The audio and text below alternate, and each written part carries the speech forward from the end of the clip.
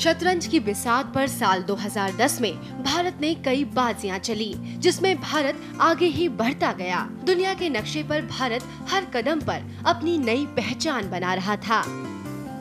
देश हर क्षेत्र में नए आयाम गढ़ रहा था। 24 फरवरी 2010, सचिन का दोहरा शतक। क्रिकेट के भगवान कहे जाने वाले सचिन तेंदुलकर के नाम क्रिकेट के लगभग सारे रिकॉर्ड दर्ज हैं। उसी भगवान ने एक दिवसीय क्रिकेट में दोहरा शतक लगाकर दुनिया में भारत का नाम सबसे आगे कर दिया था।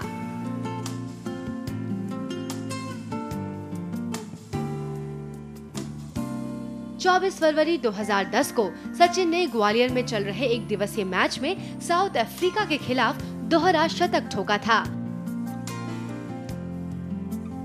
जिसके बाद ये रिकॉर्ड सचिन के नाम दर्ज हो गया था। इससे पहले एक दिवसीय मैच में सर्वाधिक स्कोर का रिकॉर्ड जिम्बाब्वे के चार्ल्स कोवेंट्री के नाम था, जिन्होंने 194 रन पर नाबाद पारी खेली थी। इसके अलावा पाकिस्तान के सईद अनवर ने 194 रनों की पारी खेली है। 3 अक्टूबर 2010, राष्ट्रमंडल खेलों का आयोजन। भारत ने 3 अक्टूबर 2010 को 19वें राष्ट्रमंडल खेलों की मेजबानी की। ये खेल दिल्ली में आयोजन किया गया था, जिसके लिए दिल्ली को हर तरीके से सजाया गया था। 19वें राष्ट्रमंडल खेल में 21 खेल और 272 इवेंट्स का आयोजन हुआ, जो सबसे अंतर्राष्ट्रीय स्तर पर सबसे बड़ा खेल आयोजन था। भारत ने इससे पहले 1991 और 1982 में एशियाई खेलों की मेजबानी की थी। दिल्ली में राष्ट्रमंडल खेल की opening ceremony Jawaharlal Nehru stadium में किया गया था। इस 19वें राष्ट्रमंडल खेल में 71 देशों के 6081 एथलीटों ने हिस्सा लिया था। 2 अप्रैल 2010, भारत ने जीता विश्व कप। 1983 वर्ल्ड कप की जीत के बाद से भारत ने कोई भी वर्ल्ड कप नहीं जीता था, लेकिन 2 अप्रैल 2011 में भारत के लिए ये सूखा भी खत्म हो गया और भारत ने 2011 का विश्व कप जीतकर विश्व विजेता टीम का कीर्तिमान बनाया था। भारत में चल रहे क्रिकेट विश्व कप के फाइनल में हर किसी की सांसें थमी थी। हर किसी को उस पल का इंतजार था कि कब ये विश्व कप हमारा होगा। लेकिन भारतीय टीम मैदान में थी। सामने थी श्रीलंकाई सेना, जो हर कोशिश में जुटी थी कि भारत अपने लक्ष्य तक ना पहुंचे। लेकिन इस दिन धोनी की टीम कहां रुकने वाली थी। हर खिलाड़ी ने ठान रखी थी कि इस बार ये वर्ल्ड कप हमारा होगा। धोनी खुद मैदान पर थे। आखिरी पल था कि तभी धोनी ने वो कर दिखाया जिसका मैदान और घर में बैठा हर शख्स इंतजार कर रहा था, और भारत बन गया एक बार फिर विश्व विजेता। 5 अप्रैल 2011, अन्ना की आंधी और लोकपाल मसौदा। इस साल भारत में तेजी से कई घोटाले सामने आए। देश में बढ़ते घोटालों के खिलाफ एक आवाज भी आई, जिसका नाम था अन्ना हजारे।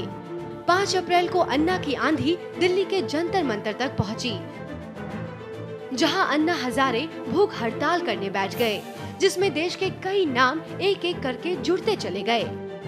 सोशल एक्टिविस्ट मेधा पाटकर, अरविंद केजरीवाला, किरण बेदी और जयप्रकाश नारायण ने करप्शन के खिलाफ अन्ना हजारे का साथ दिया। अन्ना देश में करप्शन के खिलाफ लोकपाल बिल लाना चाहते थे, जिसके लिए वो जंतर मंतर पर अनशन कर रहे थे। देखते ही देखते हजारों की तादाद में युवाओं ने भी अन्ना की इस पहल में साथ दिया। हर रास्ते पर अन्ना को समर्थन था। जंतर मंतर देश के कई हिस्सों से आए लोगों और युवाओं से पटा पड़ा था।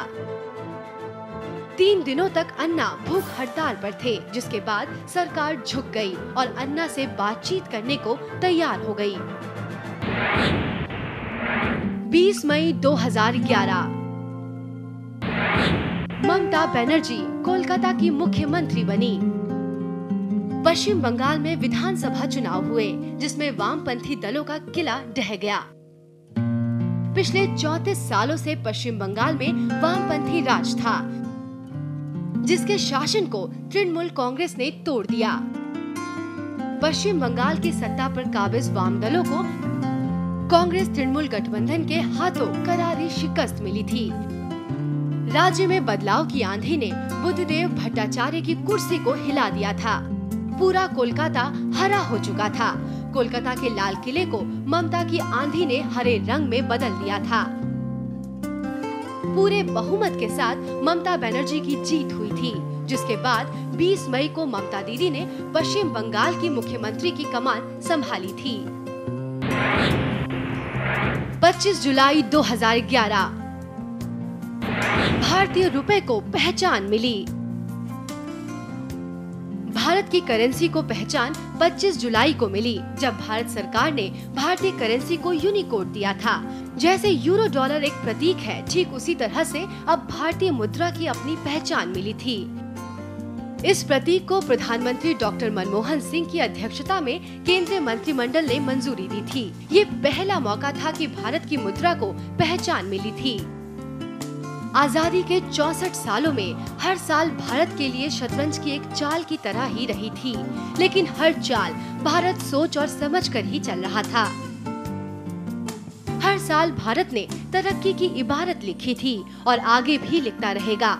आज हम आजाद हैं, आजादी की सांस ले रहे हैं। इसके पीछे कई कुर्बानियां हैं। ना जाने कितने देशभक्तों ने आजादी की लड़ाई में अपनी जानें गंवाई और दी हमें आजादी।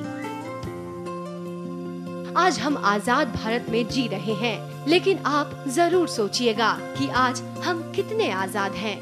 जय हिंद।